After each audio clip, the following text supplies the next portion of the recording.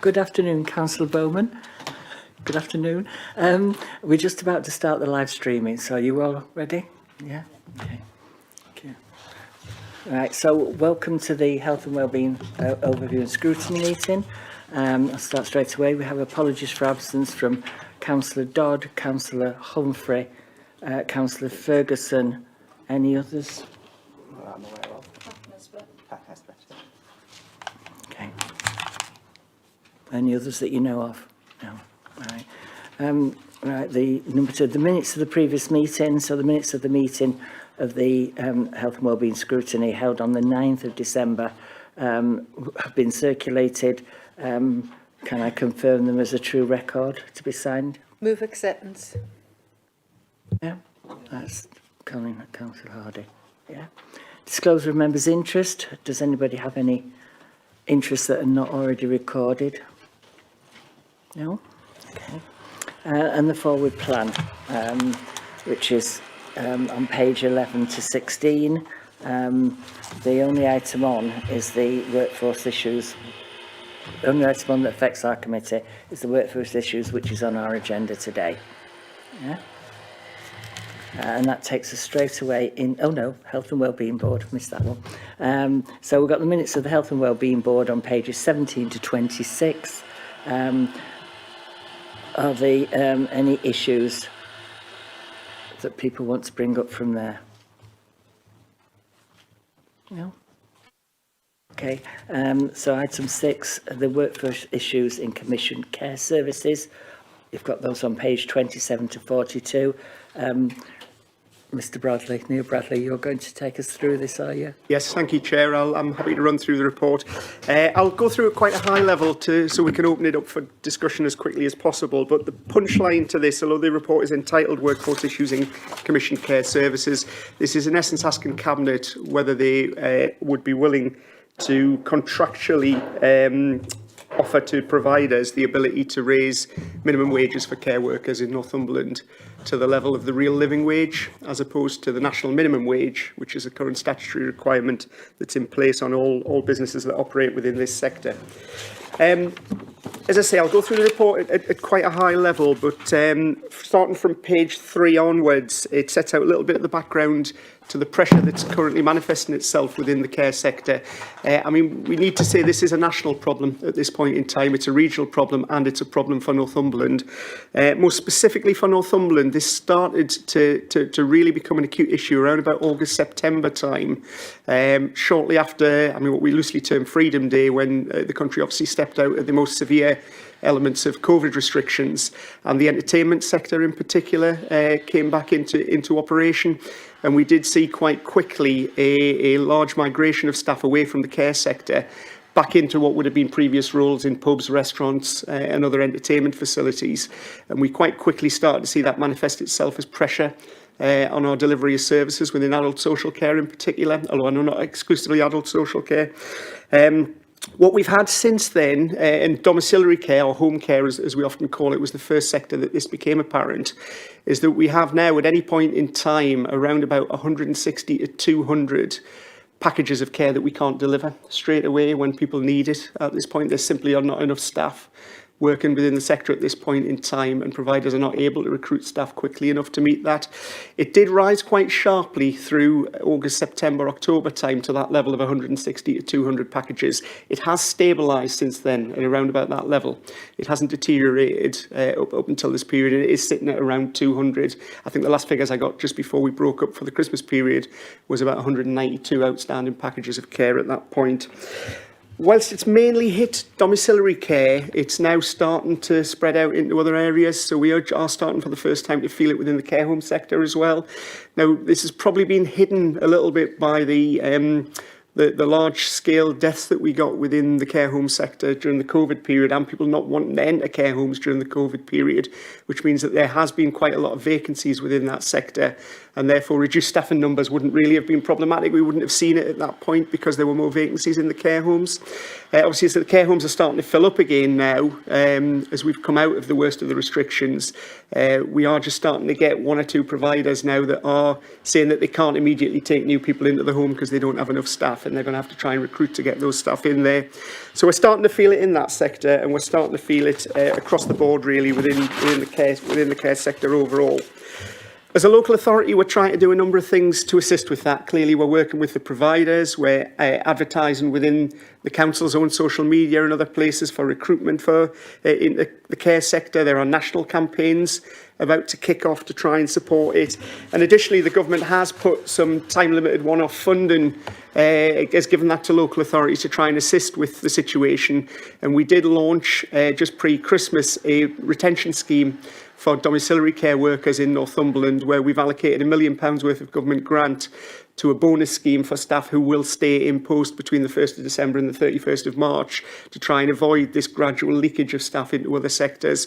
The government has put more money into that just before Christmas, and we're looking at how we can use that to potentially expand that bonus scheme into other sectors, but that hasn't been finally decided on at the minute. So we're doing a lot of things, but the nub of the problem is, as has been known about for a number of years, is that generally staff in this sector are very low paid compared to other areas. And this report basically loops round to asking the Cabinet whether they want to consider doing something about that at this point in time. By coincidence, we did receive a petition from the Hexham Live and Wage Group around about August, September time, which will be going to Petitions Committee this month, which basically is asking for the same thing that this report covers, which is to raise the minimum wage for care workers in Northumberland to the real living wage, rather than the national minimum wage, which is the current statutory requirement. That is coincidence. We were looking at this anyway, but it does segue in line with what we're looking at here, and clearly would meet that group's objectives in terms of what they were petitioning the council to have a look at as well. Again, just as background and a bit of context, the real living wage is not a statutory level that employers have to pay, although in a number of parts of the country and in a number of individual organisations, some employers do agree to meet the real living wage level. It's set by the Real Living Wage Foundation, and it's based on what their interpretation of the cost of living to reach an acceptable standard of cost of living. That differs from the national minimum wage, which is based around trying to reach, well, what was at one stage 60% of the medium average wage in the country, and is now being changed to 2/3 of the medium average wage in the country. The reason why it's viable for us to potentially have a look at this now, rather than a few years ago, is that the two rates have been converging. Generally, earnings go up by more than costs in society. So because the statutory minimum wage is going up on the basis of earnings, but the real living wage is going up on the basis of costs, they've been getting closer and closer together. I mean, if we were back in 2013-14, which I think is referenced in the report, this would have been unaffordable in all likelihood to the council to be able to do it. We were nearly 20% out in cost terms between the real living wage and the national minimum wage. But next year we expect that gap to be just over 4%. So it's a much smaller gap that we're trying to close here with the proposal at this point in time. And we do expect on their current trajectory that the real living wage and the national minimum wage would converge in 2024 and would actually be at the same level. So in theory, by putting forward a proposal here to implement the real living wage for carers in Northumberland early, we're probably only bringing that cost forward by a couple of years to a level that we would have had to achieve as a local authority anyway, subject to all those things remaining the same and on the trajectories that they were up until that point. I mean, the report on page 7 loops round to basically 3 options. I mean, we have the option to do nothing at the minute. We could decide to sit this out, see whether it's a COVID issue and a short-term issue, but that isn't the favoured option of officers here. There's too much uncertainty around that, and the system is not safe at this point in time. So we're looking at options that might try and make the system safer for us as we're going forward. The 2 options then you've got at B and C at the bottom of page 8 are to increase the fees that we pay to providers in option B, but allow them to use that money as they think best to deliver additional staff within their service. But there's no guarantees as to what they would do with that money if we go through that option, which is why it isn't the officer favoured option. The officer favoured option is option C, where we make a change to contractual terms to providers to require them to pay the real living wage if we actually fund it as part of this option going forward. We have costed the proposal up, and that's tricky to do because this is a moving feast constantly in adult social care. Our costs change constantly as packages of care open and close, but we believe it will be in the region of £3.4 million next year to bring this forward. There is around about 300,000 of increased income that we'll get towards this from full cost fee payers, because clearly that will be passported onto individuals who are liable to pay the full cost of their care. And there's also a cost of 1.35 million to the CCG, the Clinical Commissioning Group, because they're under the same contractual terms as us for any residential nursing or domiciliary care that they deliver as part of continuing healthcare packages. So the CCG are aware of this, and they're aware that this proposal is going through to Northumberland County Council's cabinet, and they will come into line with it, they have said, if we go ahead with it. So they're okay to bear that cost. There are some tables on page 12 which basically show the net impact of this. So although I've said it was 3.4 million in 22-23, our corporate finance team have remodelled that forward into later years as part of the medium-term financial planning process, and obviously it does give us a little bit of a net gain in later years because we're bringing forward inflationary increases now. So over the 4-year period in the medium-term financial plan, the net cost is about 1.7 million rather than the 3.4 million, which is kind of the one-off hit in the first year of that. And that's probably it, Chair, for the main pertinent headline points from the report. But obviously, I'm happy to field any questions or any points of discussion from it. Yeah. Can I just ask then, if anybody's got any questions or views or anything they feel that the committee should be recommending that the Cabinet considers? Councillor Hill. Thank you. First of all, can I say what a really thorough, good report that is. It's really not attempt to hoodwink us into anything, very clear, spelling out what all the issues are at stake. So it's really welcome to see a report like this. I think, my point stroke questions would be, we're certainly a state of a labour shortage across the board, and salaries, wages are going to have to go up. That's the obvious. And in something like the care sector, which is, as you spelt out, particular pressures, low pay, retention issues. So certainly, in principle, I would support that recommendation. The only thing, just to spell out a little bit more, is there seems to be the issue with potentially passing the cost on, and then I've just lost the page that I was looking at, the inconsistency, the charges on page 13.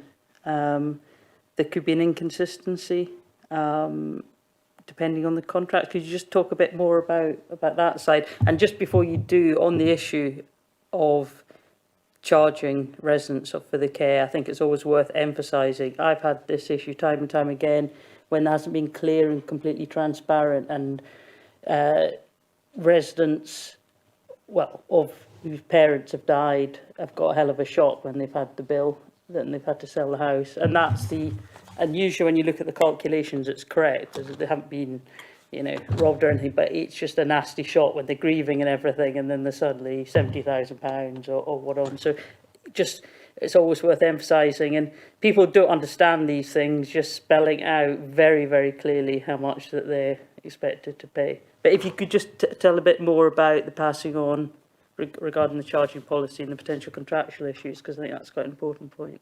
No, absolutely, Councillor Hill. Yeah, I mean, the key point that we're making there is that we can't force providers to accept these terms. So it may well be that some, for whatever reason, don't want to uprate their wage levels to the real living wage, and therefore they can refuse the additional payment that we would make on fee to do that. That does mean there is the potential, that's all we're saying, is the potential for you to be in a care home in one area and a similar quality rated care home in another area, but one may cost more than the other because one actually implements has its staff being paid at the real living wage, and the other one has decided not to adopt those terms, so has a lower fee rate for it. And that's simply the point that we're trying to describe in there at the minute. We don't know how widespread that might be. It could be that there are none at all that don't want to accept these terms. And indeed, it would be an interesting decision for providers not to accept those terms as well, around, you know, being potentially one of the few providers that doesn't pay its staff the real living wage when all the others do. But that may be a tactical decision the provider wants to take, and particularly a national provider, it may be more of an issue, or one that operates across different parts of the North East as well, where not all our counterparts in other local authorities at this point in time may be going down this route. I mean, one point that I forgot to make actually was just to say that Durham have already done this for domiciliary services only, not for their other services at this point in time, but have actually gone beyond the real living wage rate. They've gone to £10.15 pence and implemented it from the 1st of December as well. So local authorities are reacting in different ways to this at different points in time. But there is the potential, as I say, you could be paying a different fee level as a full cost fee payer for the same quality of service. We've always had differentials in fees in Northumberland depending on quality. So if you're in a higher graded home, generally the fee level's higher than in a lower graded home. And if you're liable for the full cost of that, then you pay basically what the local authority's rate is. But this would be unusual because it could be in the same quality home that you'd have a different fee operating. Can I just ask one quick question that I forgot? It's a short one. The issue regarding retention of staff and recruitment of staff, it would seem logical, obviously, if you pay people more. You know, that follows. Apart from that, is there any... Because, I mean, to be honest, you're looking at this, and I'm not going to go, I'll leave it to you to do a great social justice lecture, but when you look at this rate, you're talking about going up a few pence and still under £10. It's ridiculously low for the work these people do. It really is, compared to other people, you know, cabinet members and NCC and stuff. Just an example of value for money that they're offering. But, you know, these guys do a fantastic job, and women, you just think they should be paid more as a general point. And you think that the people that do this aren't doing it for the money, but everyone needs to live. But is there any evidence, apart from what might seem an obvious logical thing, that this would help the recruitment and retention? There is no cast iron guarantee, Councillor Hill. No, we don't at this point. So we feel it can't damage the situation. And as much at the minute, it's about trying to stop the leak of staff out of the sector as it is to recruit into the sector as well. So at the very least, we would hope it would start to stabilise that part of it. But I don't have any guarantees, no. Yeah.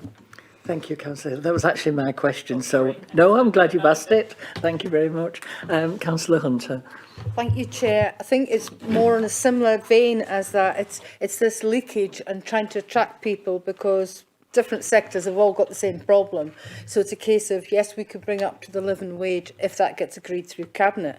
But again, as to if other sectors start to put their price up to try and attract staff, it's again, that's still cutting us the problem. And it's nice to hear that Durham's saying that they've went a bit higher, so that, you know, but again, that would have to go back to Cabinet as to, you know, would they go even higher? But I think it's something that needs to be monitored, and I don't know whether maybe Brexit, then the COVID has had an effect, because, you know, some people may have left this country that was working in this country to go back to the homeland. So, you know, that maybe has been a knock-on effect, that the two issues together has made the situation worse. And again, it's been open and transparent with people, so that if we're, you know, that they know exactly what they're going to have to pay, and if it is when they're grieving, it's a case of understanding this is what their parents and they've signed up to. It's trying to be open and transparent, because that saves on the officers getting the flack at the end.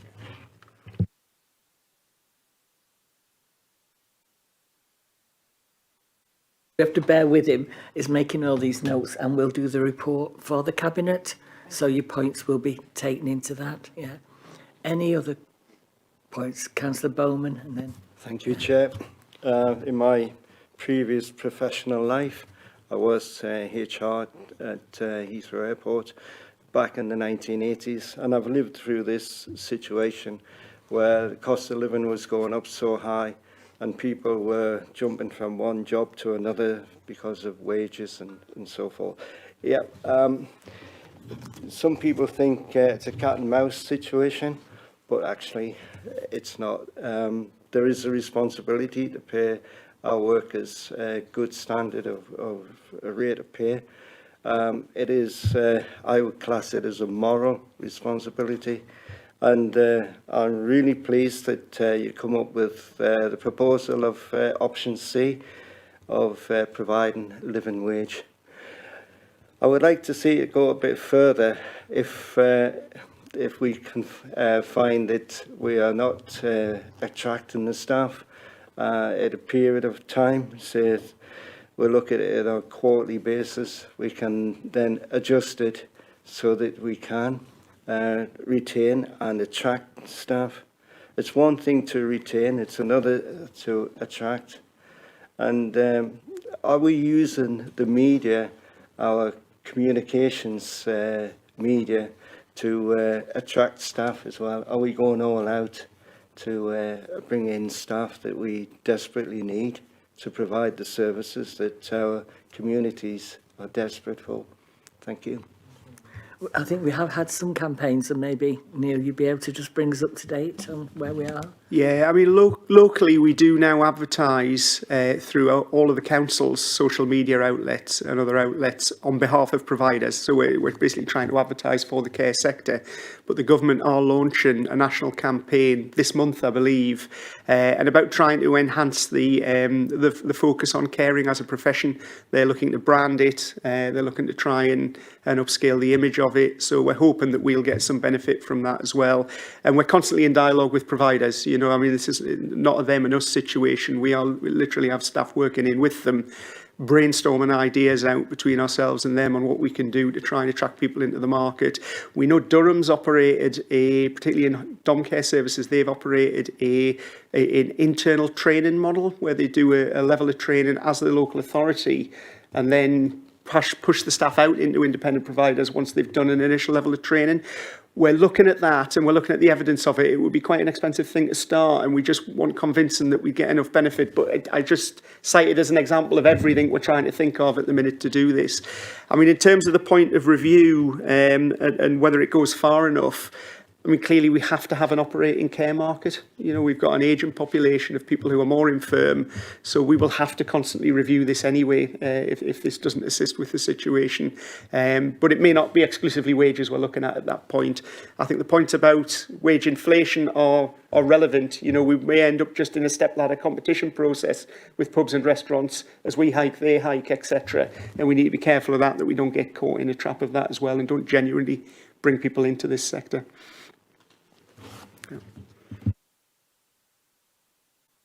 Yes, thank you, Chair. From the Healthwatch perspective, this has been very timely, and we have just completed a piece of work where we've spoken to service users, people who are receiving domiciliary care, home care, and that report will be with you by the end of this month. And I think what's really interesting, that some very clear messages came from that from people who are using the services at the moment, who recognise very much the stress and strains that the services are under. But the two things that came through as themes were very much about the consistency, that people want to have a consistency in who's supporting them and looking after them. And so anything that can be done to retain staff is really, really important for service users. But I think the really other interesting thing that came out of the report was the emphasis on training and skills. And certainly service users see that ability to keep people in the service with skills and help them develop skills in the job as being really, really important to them. So that investment element of what you're talking about here, and I think what you've said about Durham, I think is really interesting. That investment in skills training has come through from the report as well. So I think once you will see the report, you'll probably see that the two things are running along very similar lines in terms of what service users are looking for. I do note in the report that the equality impact assessment is still to be done. And I think that, again, that probably is quite important with the issues that we've been talking about in terms of full fee payers and the unintended consequences, if there are any. And obviously we'd be happy to help in any way we could with that. But I think it's really good that those two things are running alongside each other. And as I say, the report will be there. And if Cabinet need to see that at some stage, then that'll be fine. Right. Have we any more actual questions or comments? One thing we do need to perhaps look at is the officers are recommending option C. Do we have any views on that as a committee, or do members of it have views? Councillor Hunter. I propose that we accept option C and recommend that to Cabinet. Is that the general view of the committee? Yeah. Yeah. I think the worst one would be option B, the thought of handing over money with no guarantees. And I think you're right, we can't really just do nothing at the time being. I say I was concerned as to whether this will do the job, but you know, you've answered that, I think. Right, okay, in that case, I think we've finished that item. Is everybody happy? No more comments? Yeah, thank you very much.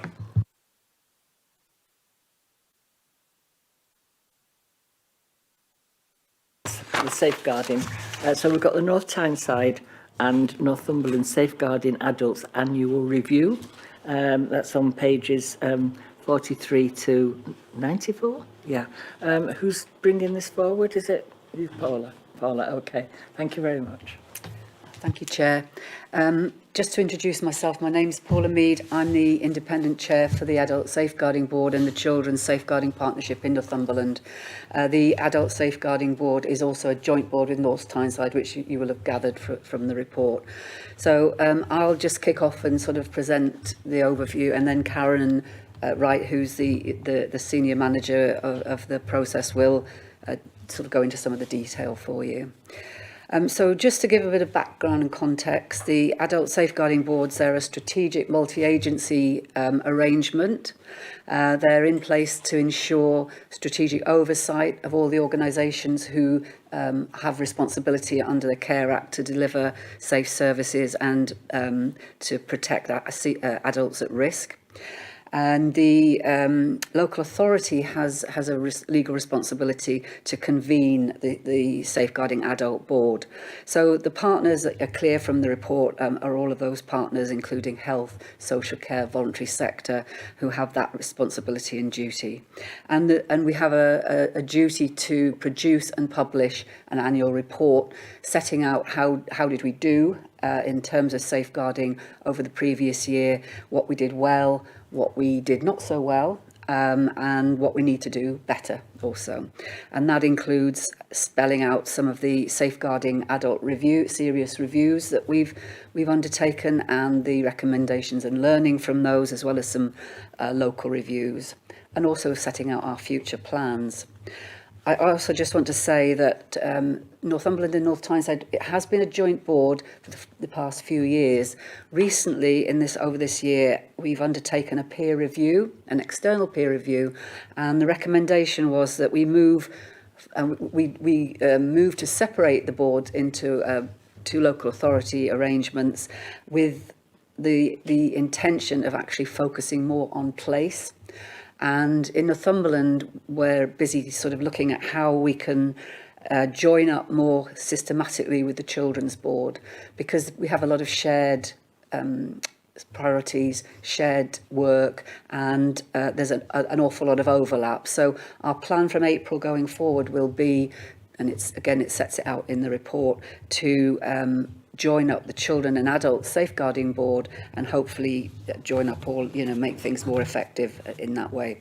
We've already got a number of, as I say, shared priorities and successful operational arrangements through the Integrated Adult and Children's MASH, a multi-agency safeguarding hub, which most actually local authorities don't necessarily have an integrated adult and children's arrangement. So I think you'll probably agree that COVID and the measures to contain COVID around lockdown, social distancing, have had they've presented real safeguarding challenges and risks, and this is framed in all of the work that we've done over the past year. From prevention to intervention to the training of staff, it's impacted on everything really, and on that basis, we produced a COVID risk register requiring all of the relevant agencies to produce organisational specific COVID risks and to set out assurances on what it is that they were doing to manage those risks. And Karen's going to sort of talk through some of those, but you'll understand that all of our work and all of our priorities really have been shaped by COVID and lockdown, basically. So I'll hand over to Karen now. Thank you. Hello, hi. So I'm Karen Wright. I'm Senior Manager for Safeguarding Adults in Northumberland, and I kind of manage the Safeguarding Adults Board on behalf of Northumberland. So I was really just going to give some highlights really from the report really, but then would be very happy to answer any questions. So the report really just sets out an overview of the last year's work in terms of operational activity, where there have been safeguarding improvements, what the themes and trends have been, and it also focuses on the data that we collect in relation to safeguarding adults. A key theme throughout this report has been COVID, and how that's impacted on the safeguarding adults' risks, emerging themes, and how we've had to adapt really, really quickly. So that the Safeguarding Adults Board have adapted very quickly, whether that be via their training and offering virtual programmes very, very quickly, about how we've sought assurances from partners that their safeguarding arrangements are still appropriate and but they're still safeguarding vulnerable individuals, and that's been a really key theme through the report. So there's a whole section on COVID and how the board's responded to COVID and adapted to make sure that we are assured that safeguarding arrangements in all partner agencies are fit for purpose. The report kind of outlines, page 6 gives you kind of, I think is a page on a glance at the work that the Safeguarding Adults Board have been doing in terms of some highlights. So maybe just if I picked out some of those highlights. So we've done a lot of work around safeguarding vulnerable dependent drinkers. We've contributed to a national project, and we've delivered a multi-agency workshop programme to raise awareness around issues where alcohol and substance misuse is an issue for vulnerable people. As Paula said, we've introduced the risk register. We've promoted and implemented a regional missing adults protocol, which has been led by Northumbria Police, but we've ensured that that's been implemented across Northumberland. We have launched a virtual multi-agency safeguarding programme to make sure that we are still delivering our safeguarding training with specific focuses on things like criminal and sexual exploitation, which we know are key issues in terms of safeguarding adults. The effectiveness of partnership working has been clearly demonstrated in the report and is clearly related to our MASH arrangements and our local safeguarding arrangements. And as Paula said, we've completed an independent review of our Safeguarding Adults Board arrangements, which highlighted not only our strengths, but also some areas where we might want to develop moving forward. In terms of data, I'll really just give some key headlines, and then obviously if you want to ask any more details about them. So as you would expect, there was a significant increase in safeguarding adults concerns during last year. Northumberland experienced a 40% increase in reported safeguarding concerns and a 14% rise in safeguarding inquiries. So the difference between them would be that a safeguarding inquiry is an inquiry that's undertaken where the criteria is met that there are quite serious safeguarding concerns and they need to be investigated further. The main location of abuse, again, unsurprisingly, but a change from previous years, is a person's own home, which is very clearly linked to the lockdown restrictions and people being based at home. And that is a change. Our main referrers have changed. Usually it's the social care workforce. And over the last year, our main referrers have been the police, who we've worked really, really closely with to identify those vulnerable individuals in communities. The police have really strengthened their approach around vulnerability and welfare, and that probably explains the change in the main referrer. In terms of local trends, there have been very clearly some increases in particular types of abuse, which we anticipated and which our COVID risk register identified very early on, and they were domestic abuse, physical abuse and self-neglect. And on a more general note, we've seen the impact of COVID in relation to more low-level but welfare concerns around isolation, mental health concerns and well-being concerns as people have struggled with COVID and lockdown restrictions.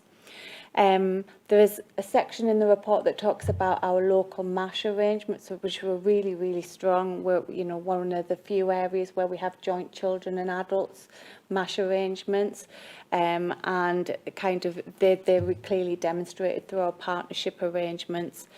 In terms of safeguarding adults reviews, and as Paula said, these are the reviews that we undertake, and these are the what you would call serious reviews. So when an adult at risk has died in our area and we have reasonable cause to believe that or suspect that that's been as a result of abuse, and the second criteria would be that there's information to suggest that partners have failed to safeguard appropriately, then that's when we would be required to undertake a safeguarding adults review. And in previous years, we've been here and we've reported that we have had a safeguarding adults review, but we did publish, the board did publish a review this year, but that was a North Tyneside review in relation to Lee. And that was a case of quite significant self-neglect. So that has been published, and there's a whole section on the report around Lee, but that wasn't led by Northumberland. That was a North Tyneside Safeguarding Adults review. We did conclude a joint review with children in Northumberland, which looked at an e-learning from the suicide of a young person called Bobby. And the themes around that were around transitions, they were around recognising criminal exploitation, and also around recognising CPVA, so child-to-parent violence and abuse. And the report highlights the learning from that and what we've done in response to that.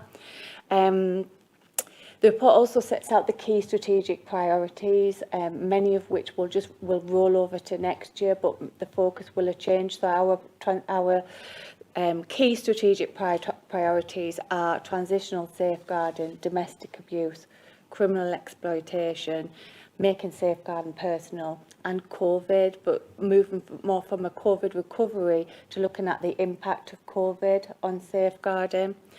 And as Paula said, during this year we have had a review of our arrangements, and it was a really positive review.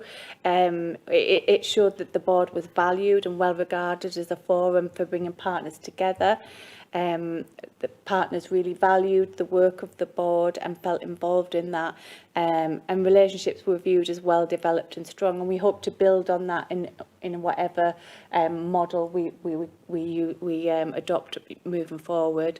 But it has been recognised that it is a very appropriate time, given the lessons that we've learned from COVID, to focus upon place and the priorities of our local population. I hope that was helpful. Just some highlights of the report, but I'm happy to take any questions. Thank you very much. That was really good. I'm sure there are some. Councillor Hill. Thank you.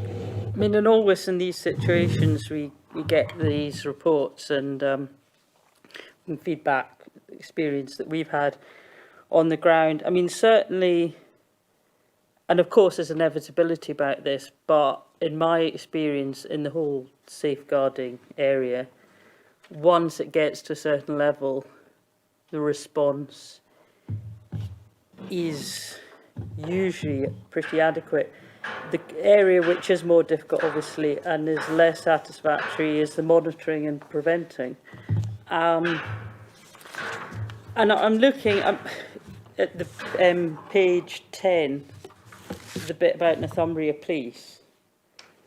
The last paragraph, and it says, in response to the rise in online fraud and cyber scams throughout the COVID pandemic, Northumbria Police have run several campaigns to highlight awareness of fraud, including radio interviews and so on, which is true and it's good and that's helpful, don't get me wrong. But this demonstrates Northumbria Police preventative approach, providing the vulnerable with the knowledge required to keep themselves safe. It's almost like saying they've done that, tick the box, because what happens if you're so vulnerable, you can't comprehend what the radio is saying or what you're reading in the paper. And to give you an example, I'll be as vague as possible, not in any way to identify who I'm talking about, but I had a resident whose relative was approached by a neighbour who was known to the police, and was obviously, there was some financial abuse going on. He was lending him money and so on, and obviously the family were very concerned about this. And I've had other experiences like this, and the police are very much like, oh, well, if they don't report and complain, there's not much we can do. We need this evidence. If there's and this person was causing quite a lot of disruption anyway, well, tell them all to keep a diary sheet and all this sort of stuff, which is all useful information, and I appreciate you need evidence and you can't lock somebody up because on the basis of that, but you just don't get the feeling when you hear that they're really monitoring it or identifying there's a risk of something going on here. So, I mean, I presumed as part of your report you interviewed the police, and I presumed you push back. You're not just accepting them saying, we're really preventative because we put some radio ads out and put some stuff in the paper about not falling for scams. I mean, Paula, do you have I'll some go. I comment? don't know if I can answer your question as thoroughly as in terms of detail, but I suppose one of the duties of the board is, you're quite right, to challenge each other. And so, if indeed our data, which we have performance data that we collect from all of the agencies, we put it together, we collate it, and we look at it and say, actually, and I can't answer specifically, Karen might be able to give more detail on that specific issue that you've raised, but more generally, it's our job to challenge each other. We're not sat there, trying to sort of get on with everybody. We must constructively do that challenge, as you sort of intimated there, really. So the police certainly are subject to our challenges. I'm not sure that we've challenged them on that particular issue. Karen, I don't know whether you want to say any more. I'm not sure about that particular, but I can talk about some themes. What I would say is Paul is quite right. We do often hold the police to account on a whole range of issues. So, for example, last year there was a national report published about the response to crimes against older people. And the police fared quite poorly, particularly nationally. Less of an issue in the Northumbria police area, but we did ask Northumbria police to provide assurances. That was challenged at board in terms of what is the plan moving forward. How can we ensure that people, older people who are victims of crime, are responded to appropriately.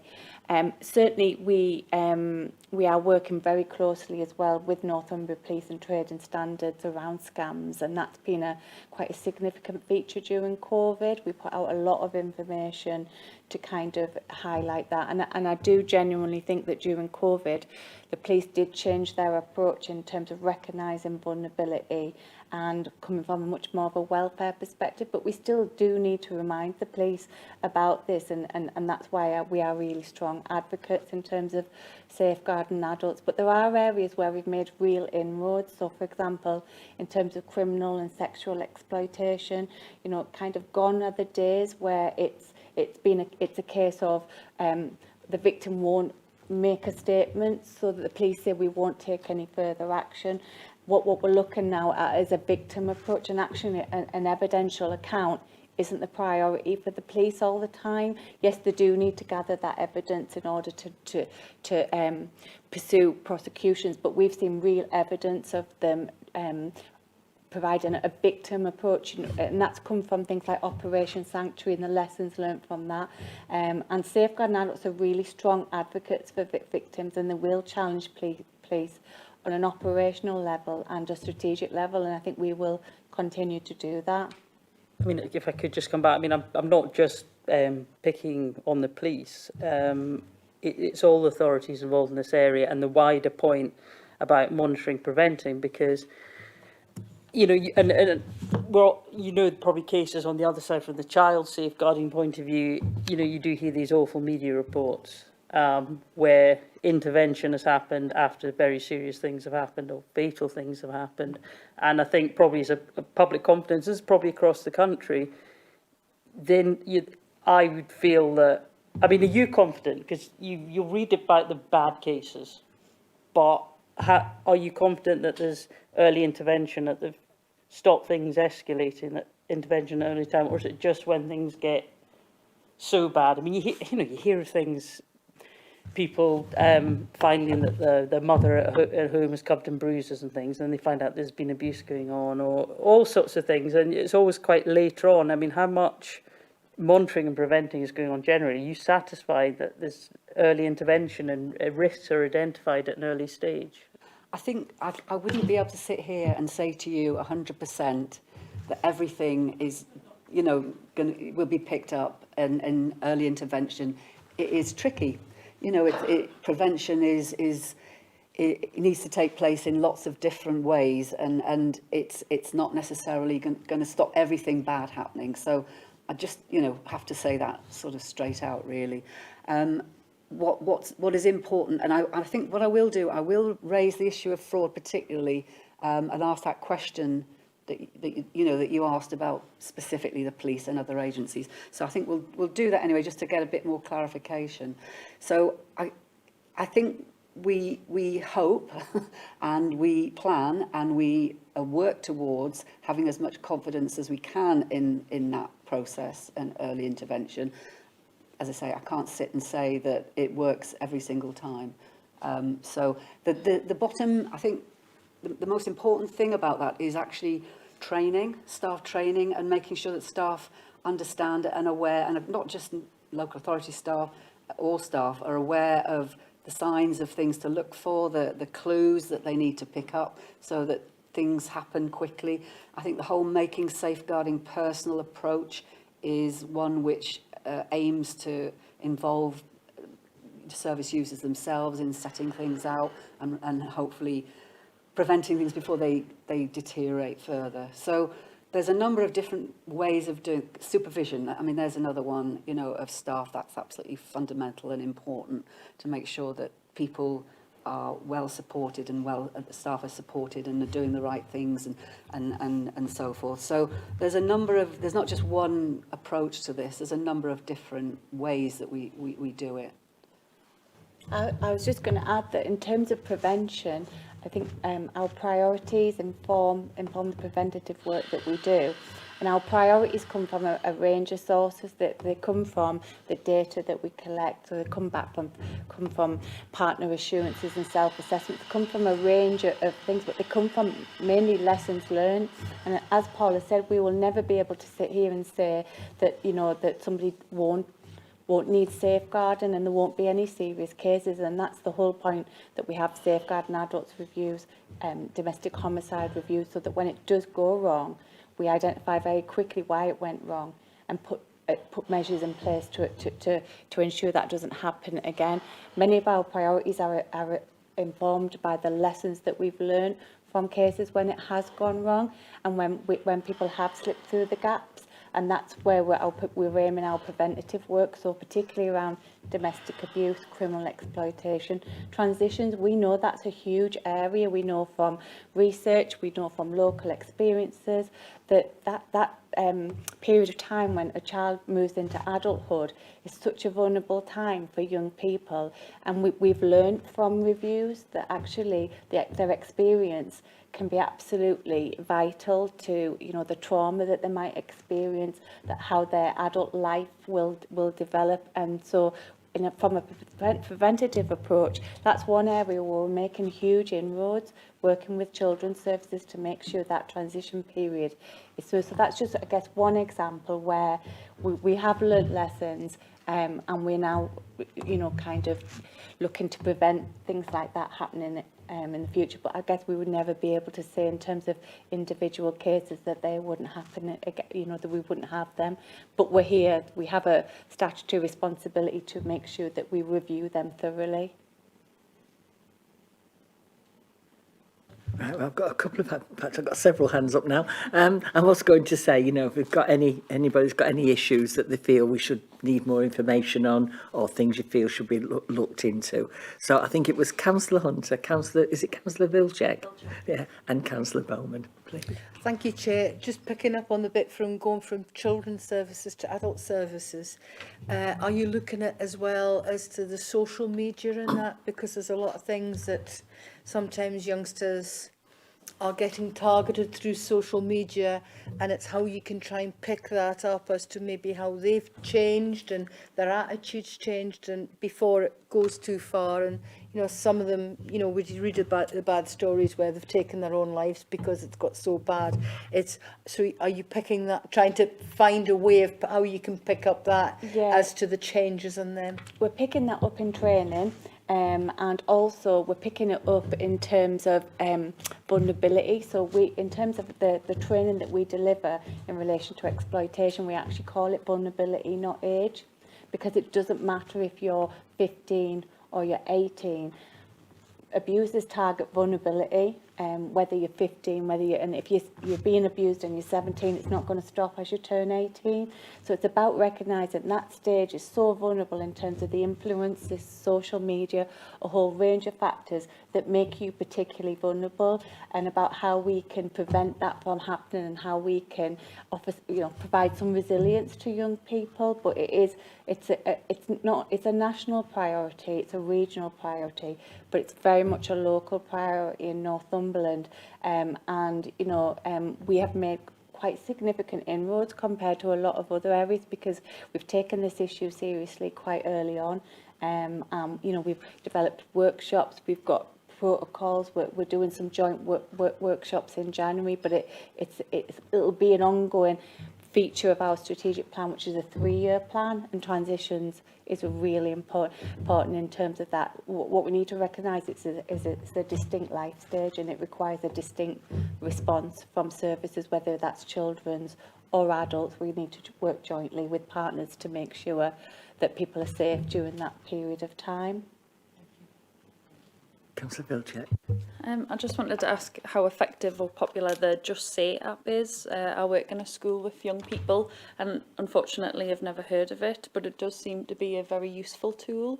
Yeah, it's only recently been launched, but what we would want to do is, so we've launched that across the children and adults services, and there was a whole communications campaign around that, and what we asked was all partners would promote that, but that's really helpful to know that you work in that environment and you don't know about it, because what we would be doing is routinely we would review the impact of that app, but just hearing that, I guess, Paula, would make us want to go back out to partners and ask, one, how they've promoted it, but maybe look at some kind of comms campaign, because that app was, I think, 3 or 4 years in the making. It was developed by a group of young people. It's a really important piece of work, and if it's picked up, it can be really, really effective. So we'll need to make sure we revisit that. As I say, it has only been launched, but I would have hoped actually that might make it fresh in people's minds. So if they don't know about it, we'll certainly look at that. Yeah, I think I'll raise that at the Children and Young People Strategic Partnership, because we've got a lot of school representatives on that. So that partnership looks more generally at things, not just safeguarding, the sort of whole children and young people's agenda, really. So there's a meeting next week. I'll raise that on the agenda about making sure that gets promoted. Thank you very much. Thank you, Chair.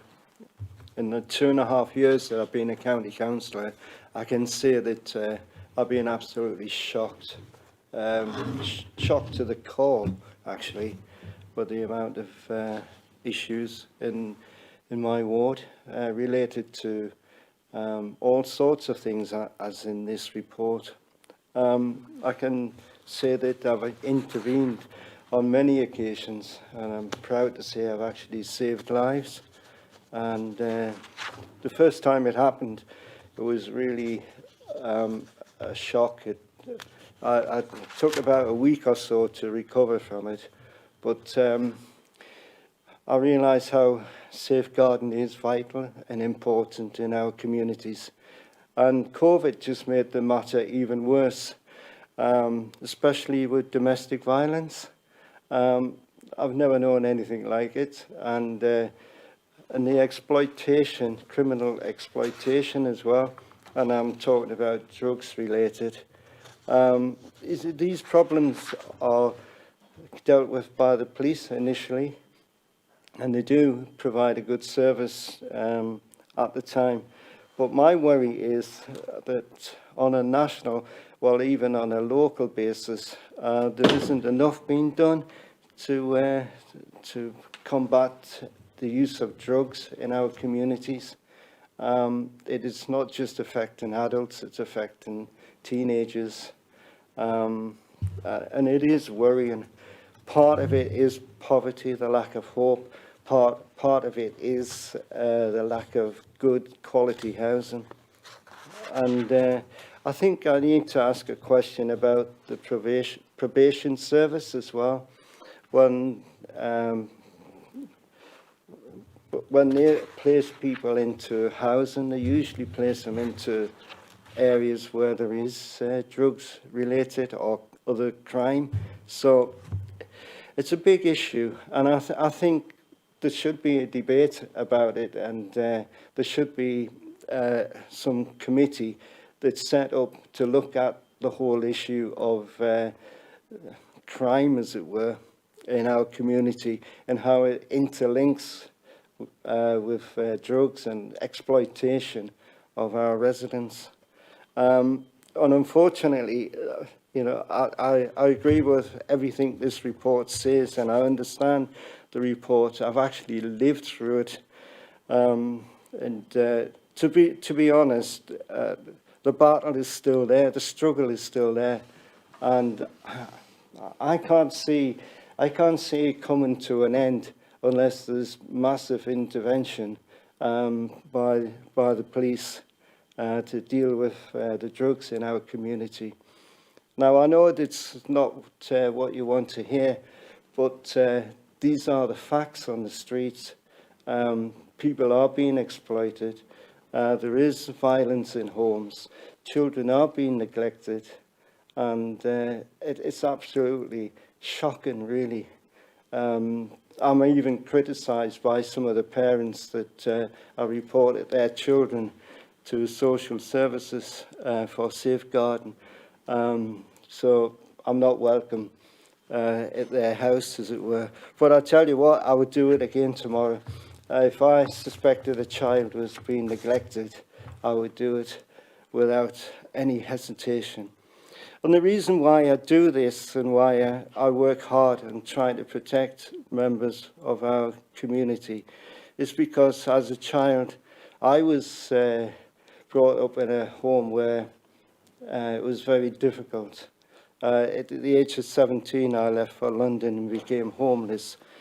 So I could write a book about it, but domestic violence and violence in our community is just not on. And the exploitation of residents with drugs and so on, it's just not the community that I would like to see. And I want to thank you for your hard work and your dedication. And I would like to see our societies change. And I want to just commend you, because I do realise that it is a very difficult subject. And I want to thank you for all your hard work. But we do need to knit together all the agencies to work even harder. And I know what they will probably say, there isn't the funding. And I'm sure, you know, with every will in their hearts, they could find this funding. We need to find the funding to change our communities. And I'm just talking about my community in Hollywood Ward, but I know that what I'm talking about is resonant all the way throughout Northumberland. And to be honest, you know, a life saved is how can you put a cost on that? But thank you. Thank you for that, Councillor Bowman, and I think we echo the thanks to the team for the report and for all the work they do, because we do all appreciate how much it is. So, has anybody got any other comments they want to make? I think that was a lovely one to sort of, I was going to say end it, but I don't want to say that if somebody else has got something to say. Can I just thank the councillor for that, actually? Yeah, thank you very much. I think it's so reassuring to hear that you've personally intervened with some of these things, because actually, in terms of the key here, it's getting the community on board with this, because professionals can do so much, but actually it's the next door neighbour or the person at the schoolyard or, you know, visiting the care home, there it's the community that will pick these things up. And if it's the community that does that, and then that's absolutely the key. So thank you very much for that. Thank you. Thank you. Thank you.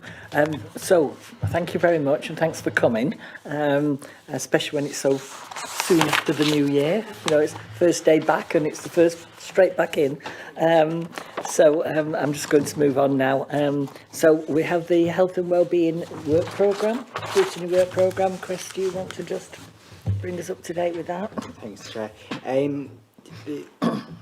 There's one thing that isn't on the work programme that was circulated, and that is NIAS, who are going to come in February to talk about the pilot support, the support scheme pilot that they did. So they'll be coming in February. That should be on there, but it's not. GP and dentist access was confirmed for the 1st of February meeting as well. That's really all I wanted to point out. Yeah. Has anybody any other issues that they feel we should be putting on the work programme? Are we all okay at the moment? Go on, Councillor Hill. I don't think it's on.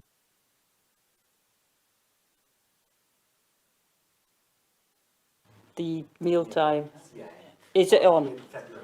That is on, yeah. Great. That was good. Oops. I'll just move on. In that case, we haven't. I've not got any urgent business. We've not had any reported, have we? So it just leaves us to the date of the next meeting, which it says remote meeting. Is that right? No. I don't think that's correct, is it? It's remote meeting. No, that's obviously been left in. It's not. It'll be face to face on the 1st of Right, Feb. on the 1st of February, unless things change between now and then, yes.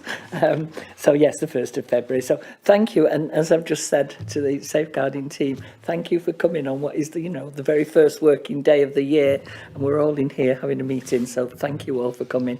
Thanks very much. Safe journey home, and I'll see what my snow's doing.